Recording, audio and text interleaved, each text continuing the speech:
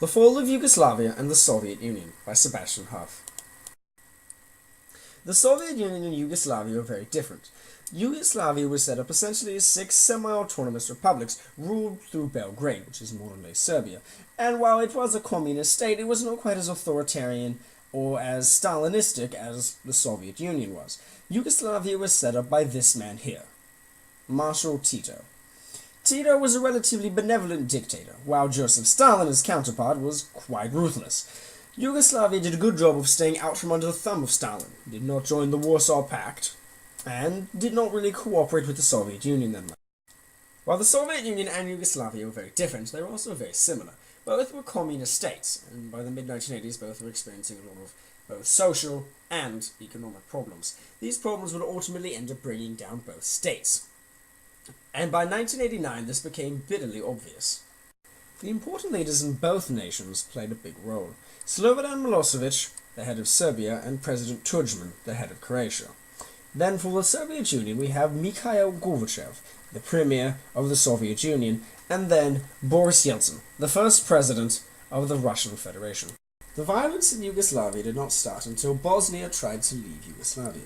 Serbian paramilitaries, financed by Slobodan Milosevic's government, the Serbians, stormed the city of Sarajevo, killing thousands and destroying millions of dollars in property. Paramilitary forces were the first to go in and the first to begin in combat, and the ones most likely responsible for the huge amounts of genocides, atrocities, and ethnic cleansing.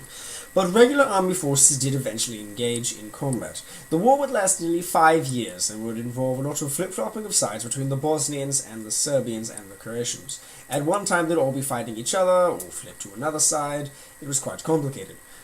The West and the rest of the world mostly stood by and watched as thousands died. But ethnic problems are not solely a Yugoslavian issue. Russia had its own huge ethnic issues, but they were not as diverse. As you can see from this map here, Serbian people occupy a large amount of territory in both Bosnia and Croatia.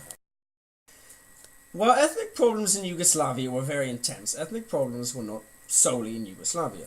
The USSR had a number of ethnic groups living within its borders, and the majority of them caused a lot of problems during the breakup. But this does not solely explain why there was violence, because both states were not violent, yet both states had ethnic issues. Economics are very often a driving force in world politics, but here they're really not. Both nations were extremely strapped for cash and extremely poor, and there's also the fact that economics don't make people cause genocide. The real reason for Yugoslavia's extreme violence comes down to its leadership. Slobodan Milosevic was unwilling to accept his position and Serbia's decline in power, while Boris Yeltsin was more than willing, and we can see this by his actions as allowing many of the Russian federal states to leave, even though large sizable Russian populations were in them.